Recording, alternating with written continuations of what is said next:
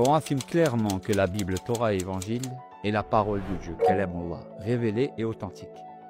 Or, les enseignements contenus dans la Bible et ceux du Coran présentent des contradictions majeures, notamment à propos de Jésus-Christ, de sa divinité, sa crucifixion, ainsi que sa résurrection.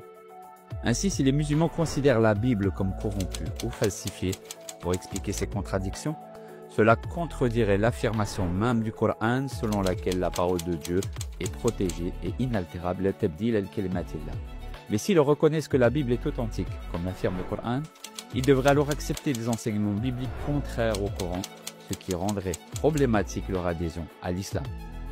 Face à ce dilemme et l'impossibilité de choisir entre l'une des deux alternatives, beaucoup se rendent compte que l'islam est faux et se tournent vers le christianisme.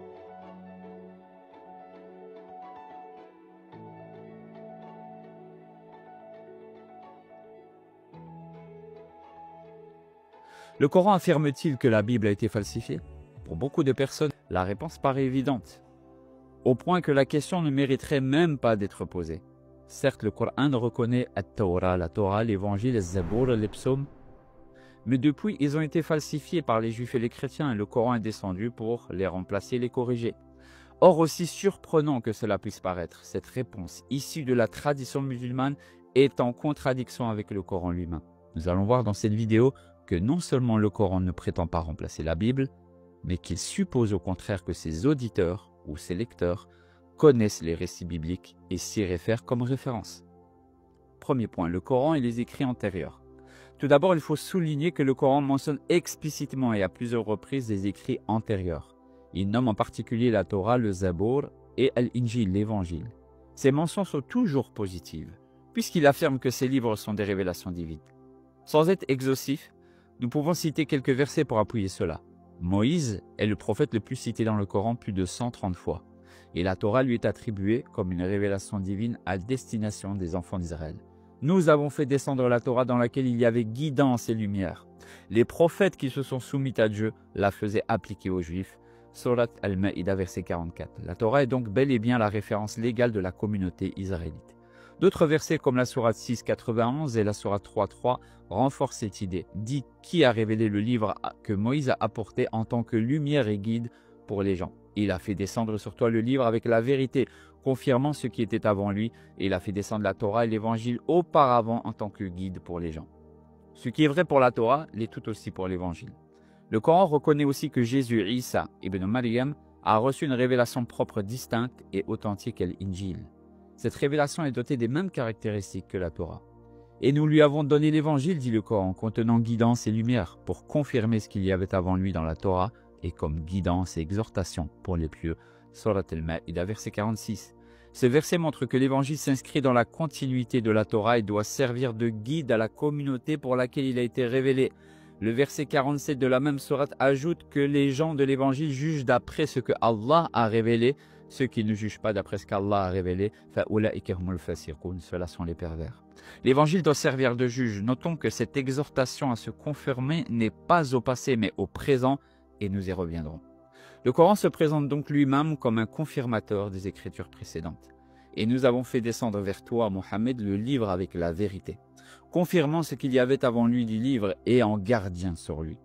Enfin, le Coran affirme que la venue de Mohammed est annoncée dans les écritures antérieures. Ceux qui suivent le messager illettré, le prophète qu'ils trouvent mentionné chez eux, alladhi yajidunahu, dans la Torah et dans l'Évangile, Surat Al-A'raf 157. Nous aborderons cependant ce sujet dans d'autres vidéos. Deuxième point, les écrits falsifiés. Les musulmans n'ont aucune difficulté à reconnaître que ces livres proviennent de Dieu. Seulement pour beaucoup d'entre eux, ils ont entre-temps été falsifiés par les communautés qui ont dévié, c'est-à-dire les Juifs al-Yahoud et les chrétiens de Nassara. De nombreux musulmans et non-musulmans sont sincèrement persuadés que le Coran enseigne cela de manière définitive. En réalité, nous pouvons montrer que non seulement ce n'est pas le cas, mais que le Coran suppose même le contraire. Si on examine les versets invoqués, on s'aperçoit qu'aucun d'eux ne parle formellement d'une falsification textuelle, mais qu'ils peuvent tous être compris comme se référant à une altération du sens. Ainsi, il est vrai que le Coran reproche aux Juifs et aux chrétiens de mal interpréter leurs livres saints. Mais il ne dit jamais que ceux-ci auraient modifié ces livres en tant que tels. Certains savants musulmans eux-mêmes le reconnaissent et c'est d'ailleurs un débat théologique au sein de l'islam. Le détournement de sens est évident dans certains versets. On peut par exemple citer le verset 46 de la sourate An-Nisa. Parmi les juifs, il en est qui détournent les mots de leur sens et disent « Nous avons entendu et nous avons désobéi ». Un autre verset va dans le même sens. Il y a parmi eux un groupe qui tord la langue en lisant le livre, la Torah, pour que vous pensiez que cela vient du livre alors que cela ne provient pas du livre. Sourate 3, verset 78. Là, il s'agit clairement d'une falsification orale ou interprétative, visant à induire en erreur sans que le texte ne soit modifié. Il est d'ailleurs possible et même probable que cela fasse référence à des situations vécues. Nous verrons en effet dans d'autres vidéos que le ou les rédacteurs du Coran mélangent à plusieurs reprises des livres saints avec des traditions orales en circulation.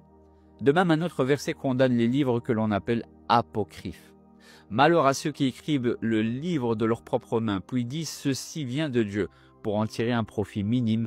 Malheur à eux pour ce que leurs mains ont écrit. Sourate Al-Baqarah, verset 79. Or là encore, il faut souligner que le rédacteur du Coran s'est probablement fait tromper par certaines communautés et n'a pas su faire la distinction entre les livres saints et les livres apocryphes. Le Coran accuse aussi les gens du livre d'avoir caché ou oublié une partie de ce qui leur a été révélé autrefois. Ils en ont ou ils en font des rouleaux qu'ils exposent, mais vous en cachez beaucoup. Sourate 6, verset 91. Ici, l'accusation porte non pas sur une falsification explicite du texte, mais sur une dissimulation volontaire ou un oubli coupable. Non seulement aucun verset n'affirme positivement la falsification des écrits antérieurs, mais plusieurs impliquent même le contraire. Tout d'abord, il faut souligner que le Coran affirme qu'il est le confirmateur et le gardien des écritures antérieures. Et nous avons fait descendre sur toi le livre avec la vérité, confirmant ce qu'il y avait avant lui du livre et comme gardien sur lui. Plus important encore, le Coran reconnaît à plusieurs reprises une autorité aux écritures précédentes, appelant les gens du livre à s'y référer et à vérifier les propos. Nous pouvons rappeler par exemple le verset 47 de la sourate 5 que les gens de l'évangile, فَلْيَحْكُمْ أَهْلِ الْإِنْجِيلِ بِمَا أَنزَلَ اللَّهُ فِيهِ, que les gens de l'évangile jugent d'après ce que Allah fait descendre.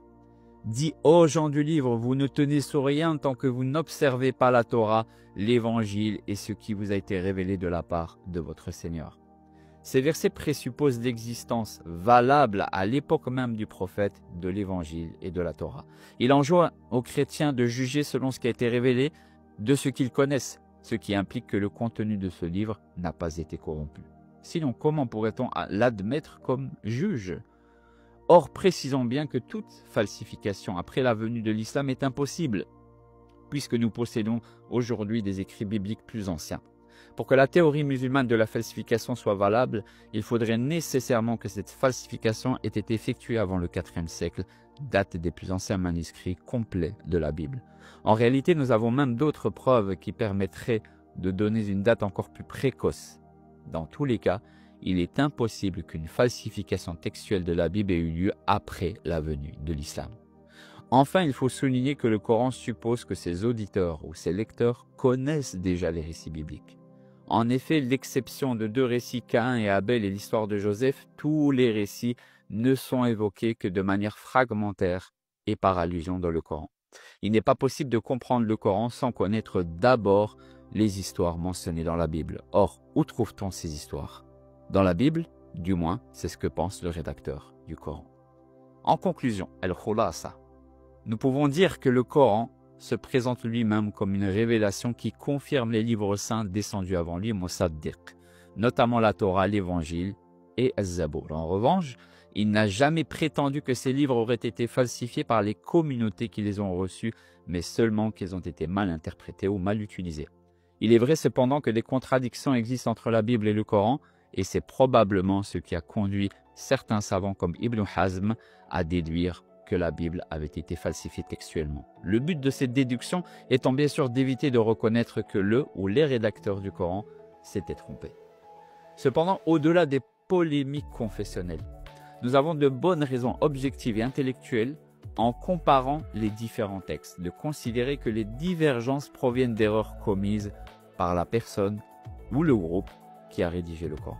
Dans plusieurs cas, nous pouvons constater que le Coran mélange des récits bibliques avec des traditions orales ou des textes canoniques avec des livres apocryphes. alors même qu'il condamne, comme nous l'avons vu, ces deux pratiques. C'est ce que je vous proposerai d'examiner plus en détail dans de prochaines vidéos.